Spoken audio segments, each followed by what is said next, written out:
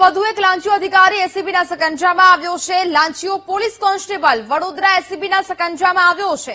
400 રૂપિયાની લાંચ લેતા એસીબીએ તેને રંગે હાથ ઝડપ્યો। મોતીબાગ ટોઈંગ સ્ટેશન ખાતે એસીબીએ છટકું ગોઠવ્યું હતું। નો પાર્કિંગના વાહનને મેમો વિના છોડવા લાંચ માંગી હતી અને જેને લઈને હાલ તો એસીબીએ આ પોલીસકર્મી સકંજામાં આવ્યો છે। લાંચિયો પોલીસકર્મી સકંજામાં આવ્યો છે। એસીબી દ્વારા છટકું ગોઠવવામાં આવ્યું હતું।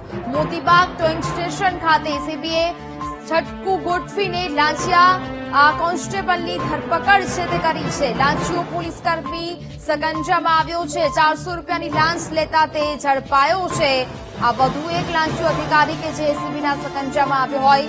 લાંચિયો પોલીસ કોન્સ્ટેબલ વડોદરા એસીબીના સકંજામાં આવ્યો છે।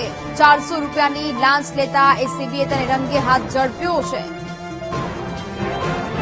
સંવાદદાતા માનુ ફોનલાઈન પર જોડાયા છે। માનુ, વધુ એક લાંચિયો અધિકારી એસીબીના સકંજામાં આવ્યો છે। લાંચિયો કોન્સ્ટેબલ એસીબીના સકંજામાં આવ્યો છે। વધુ કાર્યવાહી હાથ ધરવામાં આવી છે, શું વિગત? હા, વડોદરા એસીબીની આ સફળ ટ્રેપ છે। પોલીસમાં લોકરક્ષક અશોક મકવાણા એસીબીના સટ્ટામાં ઝડપાયો છે। ટોઈંગ કરેલા જે વાહનો છે છોડવા માટે 400 રૂપિયાની લાંચ માંગી હતી। એસીબીએ મોતીબાગ ટોઈંગ સ્ટેશન ખાતે આ છટકું ગોઠવ્યું હતું અને લાંચ લેતા આ જે કર્મચારી છે પોલીસકર્મી એને ઝડપી લીધો છે। લાંચની રકમ 400 રૂપિયા સ્વીકારતા રંગે હાથે એસીબીએ આ કર્મચારીને ઝડપી પાડ્યો છે। નો પાર્કિંગના જે વાહનો છે તેનો મેમો વિના જ છોડી મૂકવા માટેનું આજે કારસ્તાન હતું। 400 રૂપિયાની લાંચ લેતા ઝડપી પાડ્યો છે।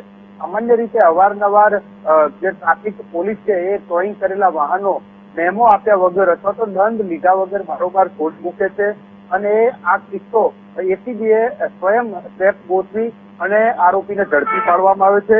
400 રૂપિયાની લાંચ આમ નજીવી લાંચ છે, પરંતુ રોજિંદા વાહન ચાલકો આવી જ રીતે લાંચ આપવાનો ભોગ બની રહ્યા છે અને એ પૈકીની આ એક કાર્યવાહી છે અને લોકરક્ષક અશોક મકવાણાને એસીબીએ ઝડપી પાડ્યો છે। જી નેહા। બિલકુલ માનુ, જાણકારી બદલ આપનો આભાર।